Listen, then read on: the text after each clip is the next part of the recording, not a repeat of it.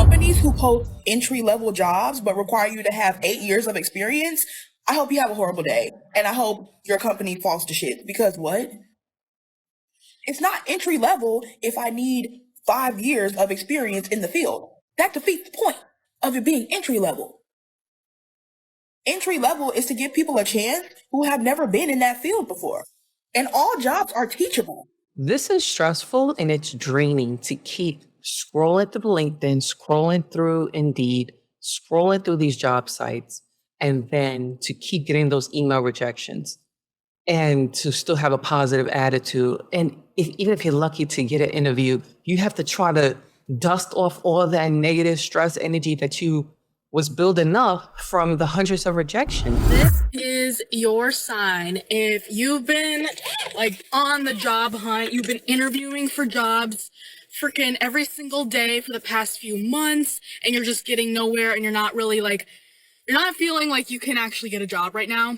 But I want to say that you need to keep trying, because literally, like, it's took me so long to find a job. And then, like, I'm on LinkedIn and I get discouraged because it says like 100 plus applicants.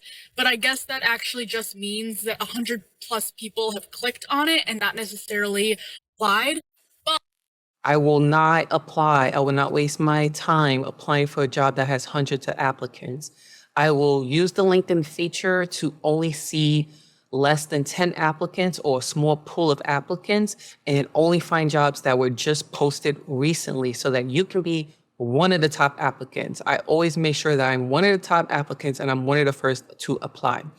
And even though it says keep applying to jobs every single day, that does not mean spend all day applying for the jobs. You will be so stressed out, and I'm sure you're exhausted as it is, and I'm sure you're just waiting for that breakthrough. And I'm sure it feels like, well, maybe this one, maybe this one. Just save it. If you see something that you want to apply to, save it, but you have to take a break. Just a few minutes or an hour. You have to go outside, go work out, punch a punching bag, kick something that won't break, and then get back into it. All right? It's not a coincidence that you keep seeing people right here on this For You page telling you that they have applied to literally thousands of jobs and can't seem to secure one. I wish someone told me, when you get laid off, don't just spend all day. You have to start networking. You actually have to go in person. While it's great to have some of these interviews online and to have some of these networking events online, if you can get to one in person, I was able to go to a conference just early this year, actually 2 conferences that were around cybersecurity and compliance jobs, government-related compliance jobs, and there is nothing that can replace meeting people, shaking their hand, looking into their eyes. You are going to remember their face, and they're going to remember your face, and then you can ask them more questions about their experience and even how they got the job. How did they get into this company? What was the process like? And you're going to get those answers right then and there. I want y'all to understand, doing these job applications is not just the easy task. Some of those easy applies you can't even easy apply to. And I would suggest everybody read the descriptions. In the bottom, they'll be like, don't easy apply to this or else your application will be disregarded. Does it look like anybody has time to play games right now? Yes, how frustrating to see an easy apply button. I think Indeed and LinkedIn both have this feature, just to discover in the post that the people are saying, actually, we don't want you to apply through Indeed. We want you to actually go to the website, or we want you to email us and so forth. But this is also a way to get disqualified. Like, how frustrating. This is why I talk about ChatGPT so much. I am not an AI expert, and you do not have to be an AI expert, but ChatGPT is free, and it can help you in your job search. It can help you with summarizing these long-ass job posts by summarizing it, and you can ask ChatGPT to tell me, does this job have requirements? Are there deadlines? Are there anything specific that it says I need to do? Or is there email? Is there a phone number? Is there a name of a recruiter? And you don't want to read through all of that, you can have it summarize it, and you can have it tell you exactly those pieces of information. The employers don't want to see any gaps in your resumes. Okay, so it's not your ideal situation to have to take a contract job. I actually did a TikTok on this. There's a gentleman who is going around in the news because he has an MBA, he has over a decade experience, tech background, certifications, and he can't get a job. And it's because he had gaps in his resume, and it's messed up by all means.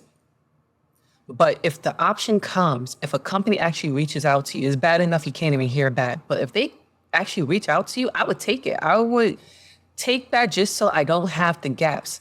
Just take something that's still within the field. Maybe you might learn something out of it. Maybe that contract is offering you maybe a certification or some new skills so that it's in demand and they stay relevant. It drives me nuts. Why does it take 10 years to apply to one singular job?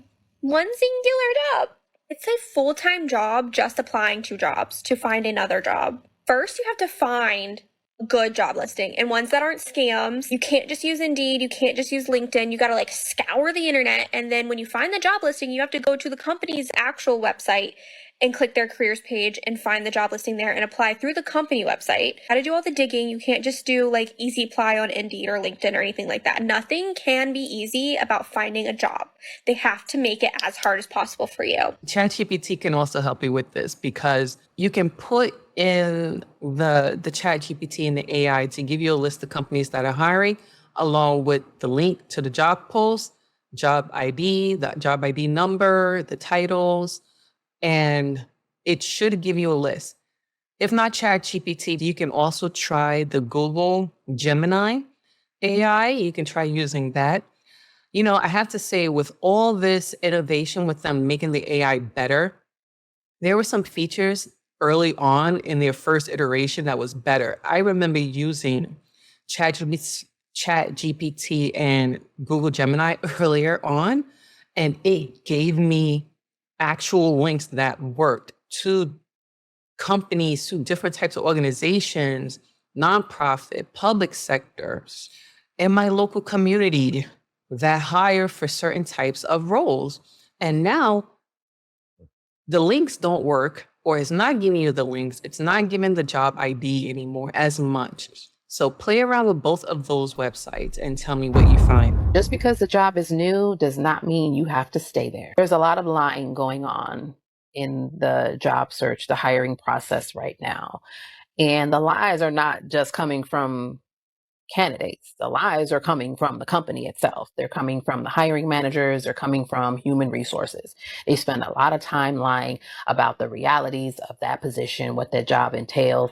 They're even lying about the pay in the interview process and getting to the end like, oh, actually, if you get a job and you get there day one, week one, and you're like, wait a minute, this is not what I was told I was going to be doing. This isn't the vibe that you all were giving. Everybody here is miserable and hates it. There's almost no amount of questions you can ask during the job interview to uncover that, because they're going to hide it too. Hey, you're coming with your best foot forward.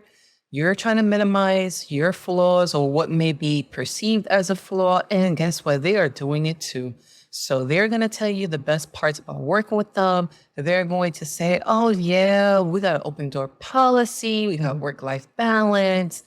And we're going to help you move up and give you all types of whatever to sugarcoat the fact that it's really not true. It's an exaggeration at times. Or they'll come up with some excuse. Oh, you know, the budget, or we thought we had funding for this, or the company decided to take a different path. Really? All within a week or two of getting hired, there's something different happening. Okay. I just found the most toxic red flag everywhere job listing, and I have to share it. Okay.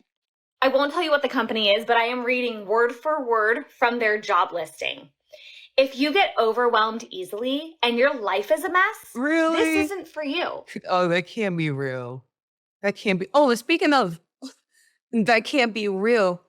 Be careful with the LinkedIn, because I've gotten messages from people that I thought were recruiters. They were just MLM, multi-level marketing folks, having you believe that there's a legitimate, paid, full-time, permanent position.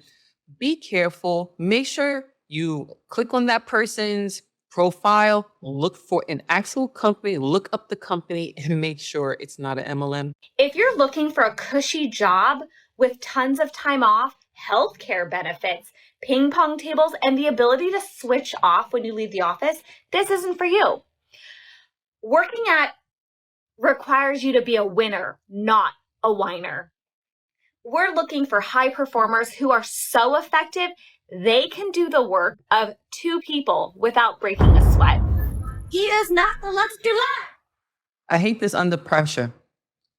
They really be pushing it. It's one thing to be the type of person who understands that there are deadlines in a work environment. Certain things need to be done in a reasonable time frame. But there's another to tell someone that they need to work under pressure, which is now becoming AKA toxicity, toxic, micromanagement, pincushion. I just want someone to yell at and stand over and intimidate.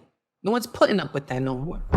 All right, so I found these articles. I'm going to link them in the description because, like I said, I want you to come for the talks, but I want you to leave for the empowerment. So go check out these articles on how to tell if a workplace is going to be toxic.